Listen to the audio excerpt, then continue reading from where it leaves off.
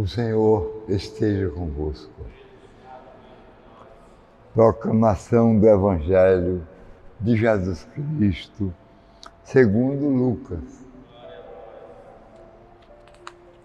Naquele tempo, o Senhor escolheu outros 72 discípulos e os enviou 2 a 2 à sua frente,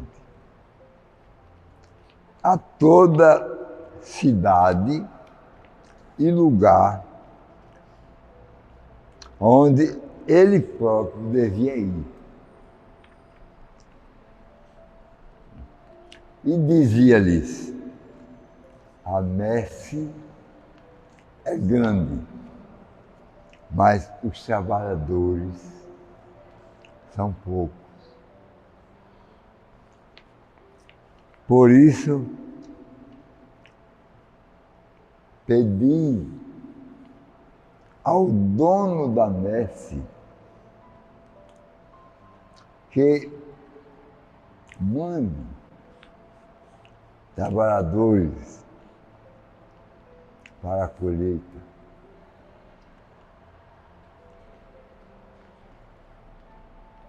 Eis que vos envio como cordeiros para o meio de lobos.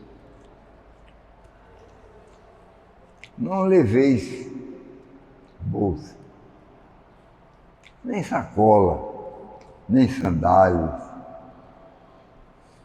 e não cumprimenteis ninguém pelo caminho. Em qualquer casa em que entrardes, dizei primeiro: a paz esteja nesta casa. Se ali morar um amigo da paz, a vossa paz repousará sobre ele. Se não, ela voltará para vós.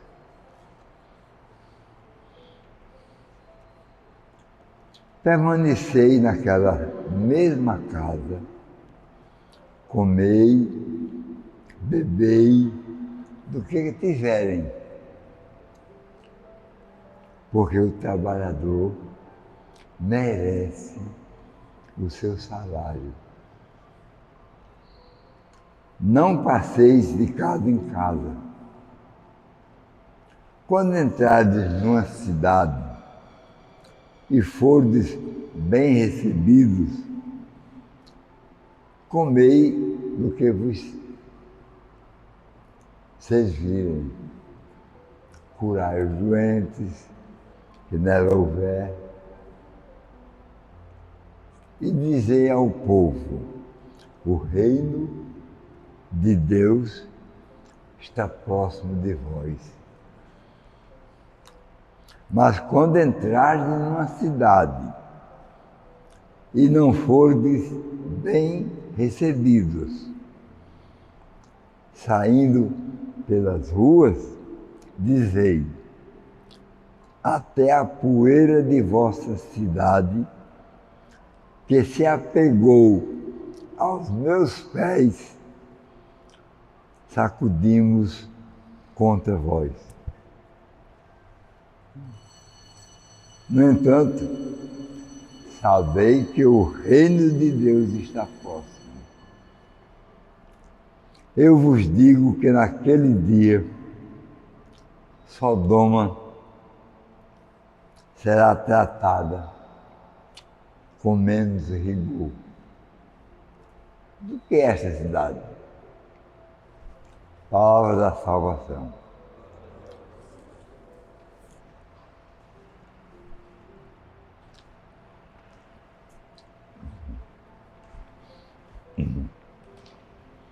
Meus irmãos, minhas irmãs,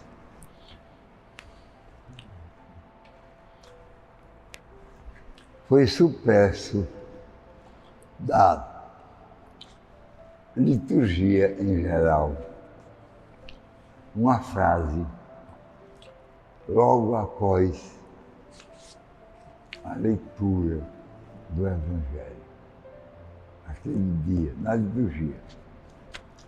Qual era a frase?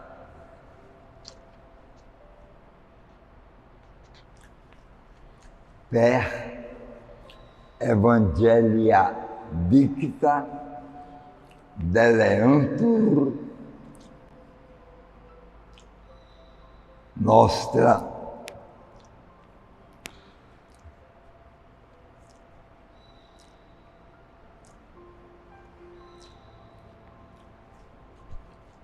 deleantur peccata nostra. Após o final da leitura deste Evangelho, sejam eliminados os nossos pecados. Per Evangelia dicta deleantur nostra delicta. Os efeitos do pecado devem ser destruídos após o fim da leitura de cada Evangelho. Essa frase ninguém diz mais.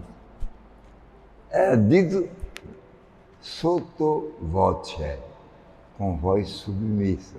Ninguém ouvia.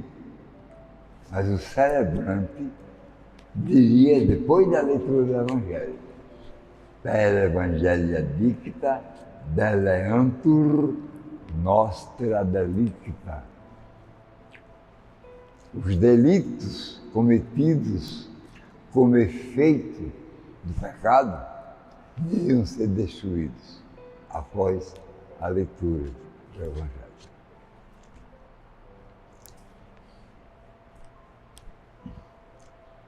A gente tem mostrado a diferença entre a palavra que é sinal, portanto, que não é a realidade, da palavra que não é sinal, pelo contrário, é a realidade.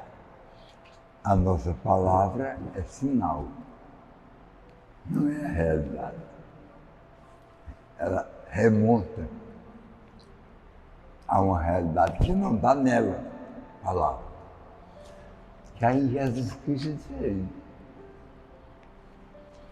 Quando o cego pediu para ver, o cego de Jericó, Jesus se aproximou dele. O que é que você quer que eu faça? Eu quero ver, Senhor. Veja.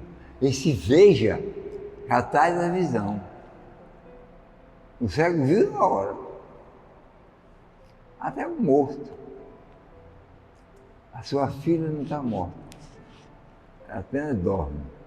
Dê uma comida a ela que ela está com fome. Está viva. Ela estava morta. Viveu porque diz, ela está viva. Nessa hora, a vida toma conta.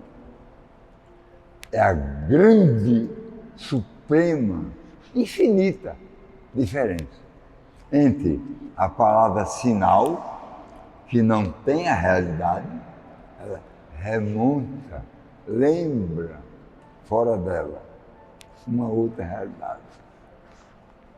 A parte que é de Jesus, o Verbo eterno, esse não.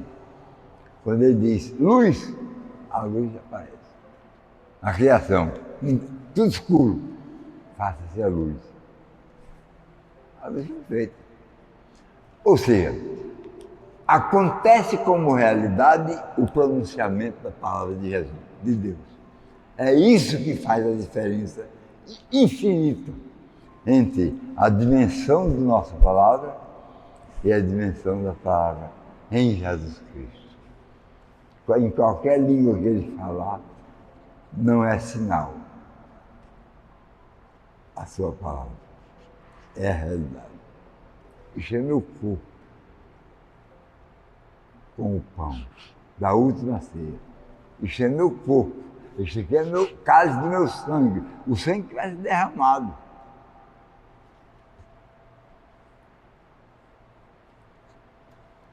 Ele morreu exangue, sem o sangue.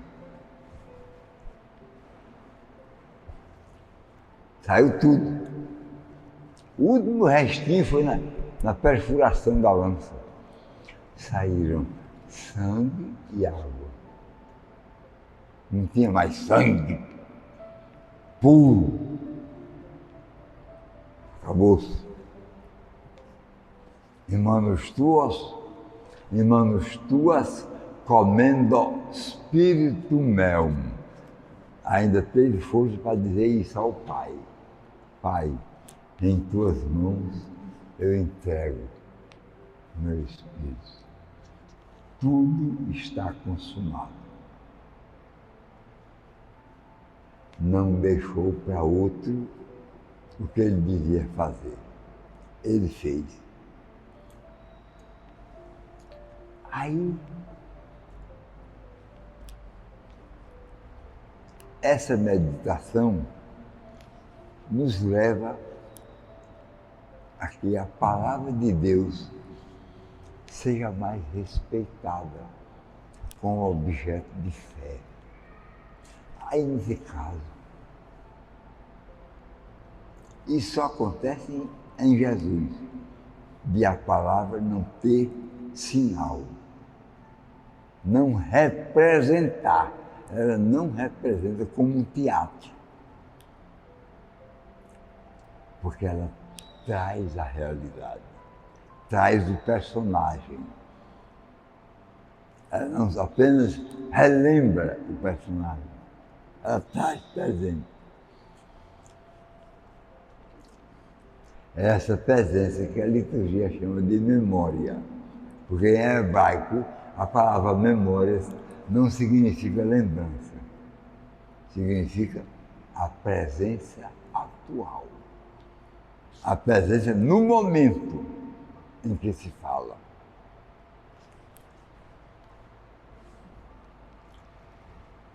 Objeto de fé.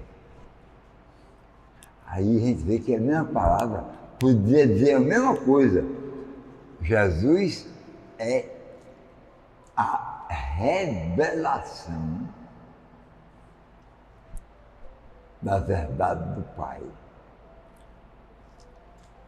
Quem me vê, vê o Pai. A palavra dele é o encontro com a realidade. Aí Filipe disse, mas se passamos nesse Pai, ninguém vê. Eu e o Pai somos um. Quem me vê, vê o Pai. Objeto de fé. Ele trouxe a revelação ou trouxe a refelação? São duas palavras foneticamente diferentes. Revelação e refelação. Refelar. Ter uma postura de fé. E revelar, ter a postura do que ouve. Quem ouve a minha palavra e põe em prática será salvo. Ou seja, quem tem fé. Como é misturado. Quem me vê, vê o Pai. Eu sou a revelação dele. Por isso eu digo, quem ouve minha palavra e põe em prática está salvo. Revelação. E refelação. A relação do ser humano, do entendimento humano, com a verdade eterna, do entendimento divino, da dimensão divina. Refelação é depositar a compreensão e o sentimento no que Deus disse. E revelação é ouvir a sua palavra, que no final das contas, tudo vai ser a mesma coisa. Revelação, testemunho de fé. Revelação, testemunho da verdade do Pai. Quem ouve minha palavra e a põe em prática, revelação, está salvo. objeto de fé.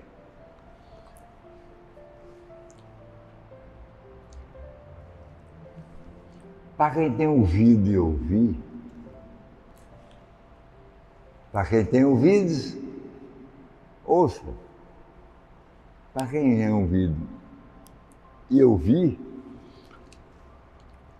vai ouvir isso aqui. Eu vos digo que naquele dia Sodoma será tratada com menos rigor do que Cafarnaum, lugar onde ele fez mais um número de milagres.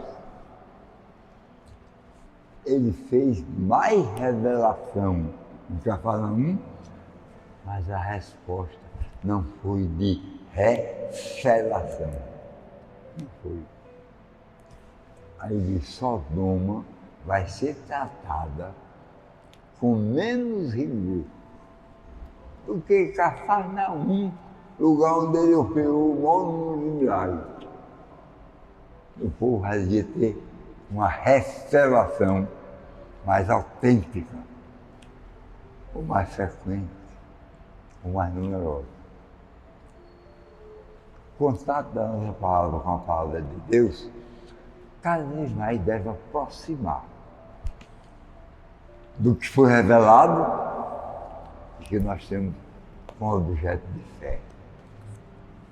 Revelação por parte de Jesus, Verbo encarnado, e revelação por parte de nós, dando credibilidade à sua realidade. Em nome do Pai, do Filho e do Espírito Santo.